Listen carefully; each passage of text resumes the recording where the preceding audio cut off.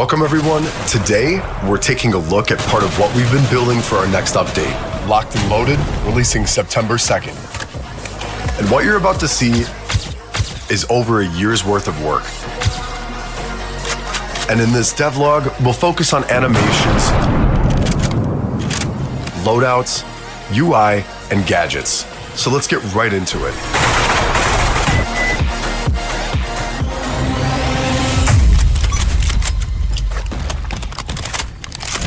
Alright, so most FPS games play animations the exact same way. Same reload, same timing, and it makes the same result no matter what's happening. But in real life, it just doesn't work like that. We asked ourselves a very simple question. What would your body actually feel in that situation? If you're calm, everything is under control. Your breathing is steady and your hands are really stable. But when things go wrong, when you're getting shot at, when you're injured, when you're just simply trying to stay alive, your hands, they start to shake. All of these elements together are here to make you feel the pressure your character is really going through.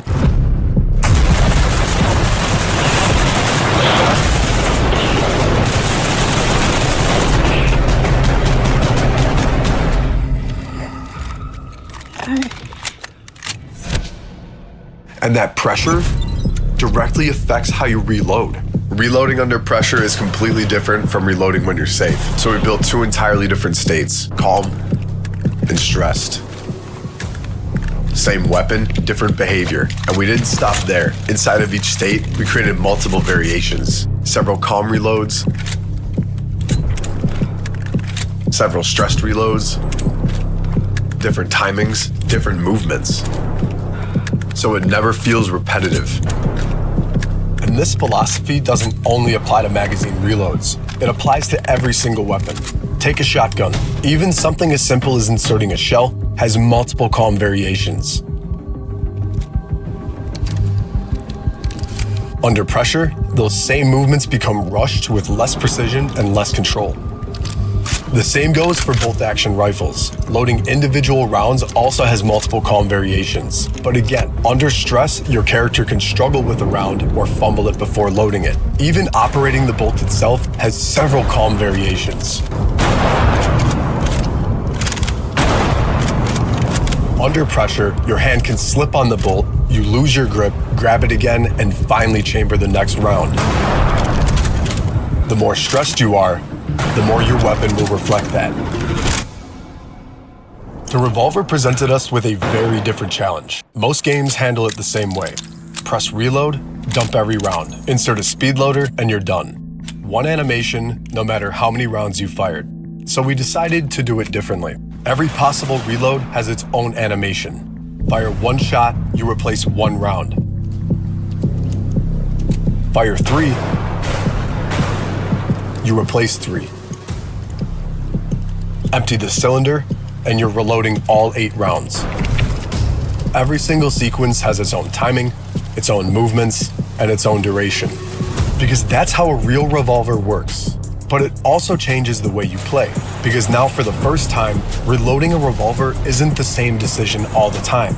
Replacing one round is much faster than replacing 8. So now, you better think before you reload. Every animation starts with a reference.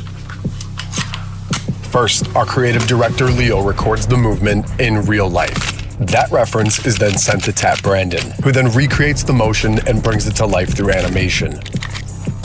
And finally, the in-game result. This has taken weeks worth of work, sometimes more than a month for one single weapon.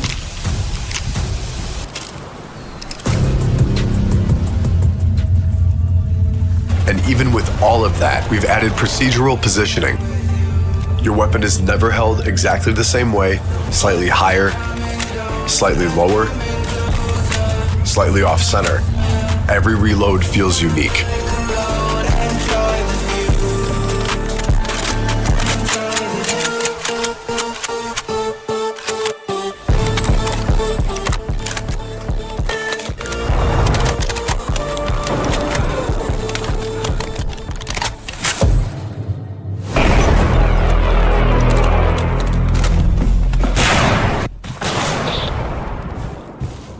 Since the very beginning of Bodycam, and even before Bodycam existed, we've been obsessed with ragdolls. They've been one of the most advanced systems in the project and one of the most appreciated by the community. But despite everything we had built, we felt something was still missing.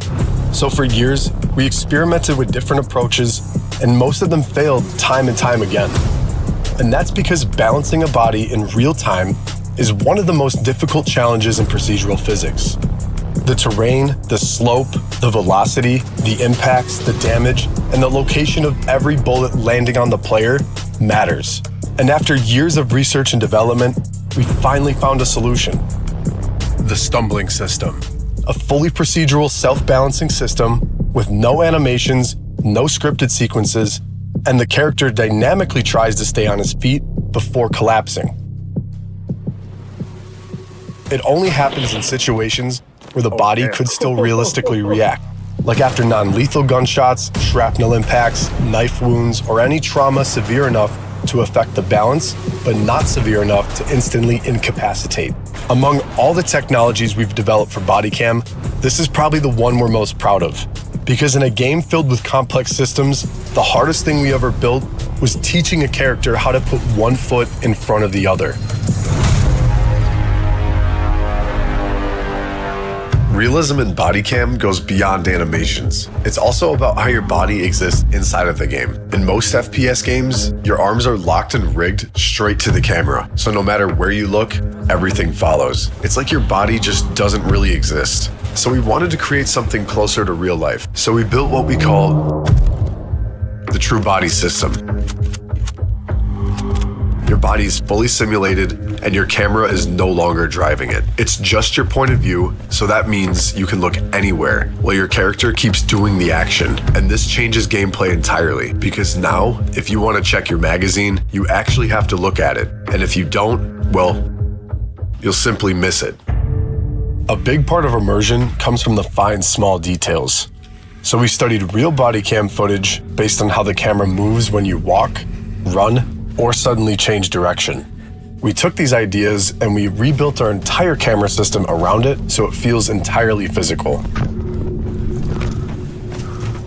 Because in Bodycam, the camera is not just your point of view, it's a real object attached to your character. So when you respawn, your character turns it on, and when you leave, he turns it off. And during gameplay, like heavy impacts, sudden movements, or intense situations, your character can naturally readjust the camera to make sure it keeps recording properly. When a flashbang goes off or an explosion happens nearby, your character instinctively protects his face.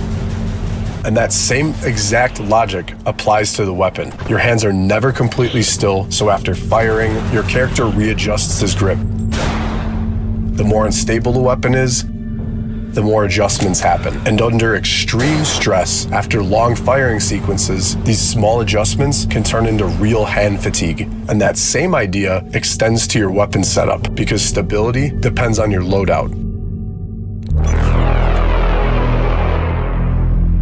And that's where weapon customization comes in. You can now modify almost every single part of your weapon. I'm talking about barrels, stocks, grips, magazines. Some parts unlock others. You want a sight on your AK? You need a rail first, just like in real life. And every part affects how your weapon behaves. A compact weapon is fast, but harder to control. A heavier weapon is slower, but more stable.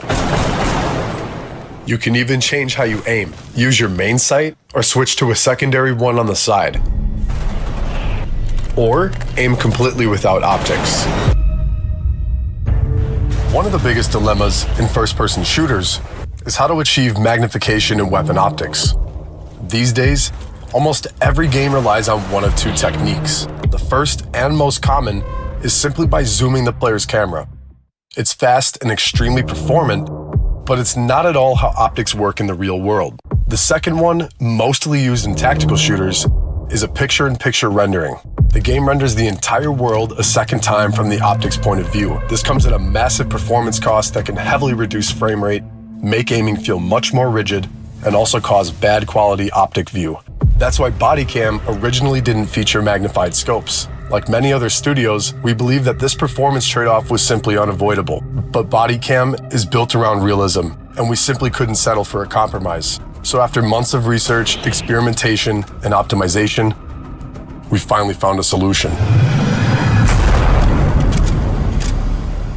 We found a way to extend Unreal Engine's rendering pipeline and create a new shading technique that delivers the realism of true picture-in-picture scopes at a massively reduced performance cost and crystal clear quality inside the lens. Combine all of that with the work of our new advanced optic shader, featuring realistic glass, reticle distortions, reflections, and dynamic lighting. Bodycam's optics are now closer than ever to their real-world counterparts, again, pushing the limits of how realistic a game can truly be. And now, you're no longer stuck with random weapons. You can choose everything and create as many loadouts as you want.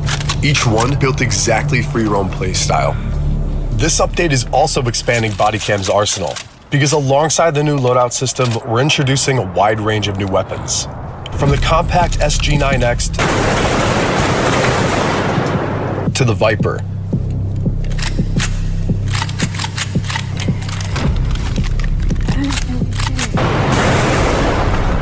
The R12 automatic shotgun, the Rivington 700 bolt-action sniper, the Draco, the CR75 pistol, and an expanded selection of grenade. And it's not just about weapons. You also have gadgets, like RC cars. They're fast, small.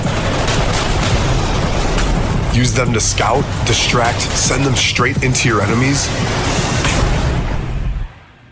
And now, drones. But no, I'm not talking about arcadey drones you see in other FPS games. We wanted something real.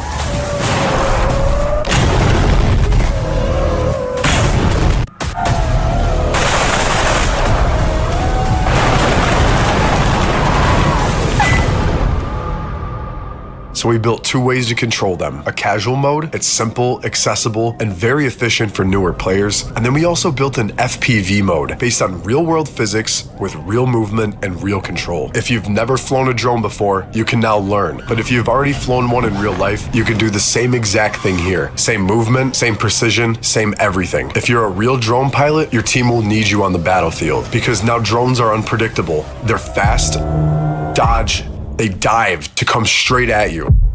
You're no longer fighting a system, you're fighting a real pilot with killer intent. But we know some players might think that drones are too fast, too small, and too hard to hit, but that's not the case. We built a very precise hitbox system, so they're actually very easy to destroy. One bullet, and it's gone. It all comes down to reaction time and who reacts first. And all of this happens inside of the game. No menus, we removed every single one of them. Everything is done directly on the tablet. You want to change your weapon and attachments? You open the tablet. You want to start a match? You open the tablet. Check the scoreboard? You open that sweet old tablet. Everything keeps happening around you in real time.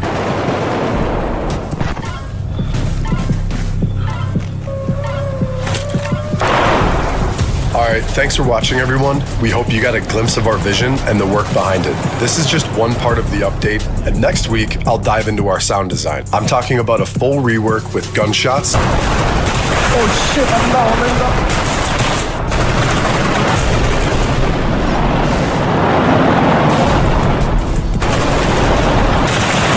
Oh yeah, bro. Footsteps, and overall ambiance improvements. We have rebuilt everything to match a real body cam and the things they see and hear around it. So there's a whole lot more coming, and I'll be right here to tell you all about it. And until then, see you on the battlefield.